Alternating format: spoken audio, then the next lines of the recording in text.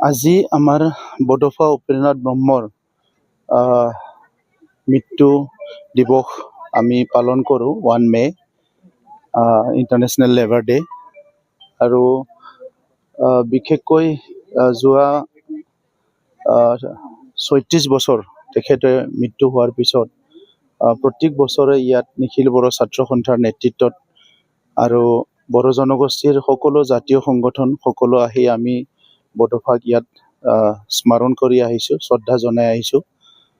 বডফা এতিয়াও জীয়াই আছে আমাৰ সকলোৰে মাজত, আৰু তেখেতৰ যি এটা দূৰদৰ্শিতা, তেখেতৰ যি ছেক্ৰিফাইচ, বড়ো জনগোষ্ঠীক যি মাৰ্গদৰ্শন কৰি থৈ গ'ল, সেইটোৰ কাৰণে আজি বড়ো জনগোষ্ঠী নিজৰ পৰিচয় অস্তিত্ব লৈ আমি জীয়াই থাকিব পাৰিছোঁ। আৰু সেইকাৰণে বড়ো জনগোষ্ঠী যেতিয়ালৈকে থাকিব, বডফা সদায় বড়োসকলৰ মাজত জীয়াই থাকিব। আৰু ইয়াৰ লগতে বিভিন্ন ক্ষুদ্ৰ ক্ষুদ্ৰ জনগোষ্ঠীবিলাক উত্তৰ পূৰ্বাঞ্চলত ৰাজনৈতিকভাৱে, সামাজিকভাৱে, শিক্ষাৰ দিশত, বিভিন্ন দিশত যেতিয়া শোষণ হৈ আছিলে, যেতিয়া বঞ্চিত লাঞ্ছিত হৈ আছিলে, সেই সময়ত বডফাই এটা গণতান্ত্ৰিক অহিংসাৰ গণ আন্দোলনৰ দ্বাৰা সেই সকলৰ অধিকাৰৰ কাৰণে মাত মাতি থৈ গ'ল। আৰু তেতিয়াৰ পৰাই অসমত, উত্তৰ পূৰ্বাঞ্চলত বিভিন্ন জাতি জনগোষ্ঠীয়ে নিজৰ পৰিচয়, নিজৰ অস্তিত্ব, নিজৰ ভাষা সংস্কৃতি ৰক্ষণাবেক্ষণৰ কাৰণে মাত মাতি আহিছে। আৰু আজিৰ তাৰিখত বহুত জনগোষ্ঠীয়ে সফলো হৈছে।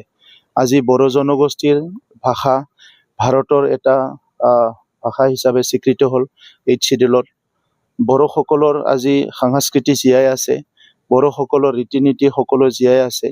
বড়োসকল সেই সময়ত যিটো পৰিৱেশত আছিলে তাতকে বহুত ভাল পৰিৱেশত আজি বড়োসকল জীয়াই আছে, যদিও আমাৰ আৰু বহুতখিনি আগুৱাই যাব লগা আছে। তো সেইকাৰণে বডফা সদায় জীয়াই থাকিব। বডফাৰ আদৰ্শ নিখিল বড়ো ছাত্ৰ সন্থাই সদায় জীয়াই ৰখাৰ কাৰণে এটা দীঘলীয়া এটা চিন্তাধাৰা লৈ পেলাই, দূৰদৰ্শিতা এটা চিন্তা লৈ পেলাই কাম কৰি আছে। আৰু আমি সদায় বডফাক জীয়াই ৰখাৰ কাৰণে আমাৰ পৰা যিমান পাৰোঁ আমি চেষ্টা কৰিম। ছাৰ, আজি চাওক, একত্ৰীকৰণ বা তেনেকুৱা কথা নহয় যে বডফা যিহেতু বড়ো জনগোষ্ঠীৰ স্বাধীন ভাৰতৰ পিছত বড়ো জনগোষ্ঠী প্ৰতিষ্ঠাৰ কাৰণে যিটো সংগ্ৰাম, এইটো তেখেতে আৰম্ভ কৰিছিলে। আৰু আজিৰ সময়ত যিসকল সচেতন মহল, যিসকলৰ জাতীয়তাবাদৰ চিন্তা আছে,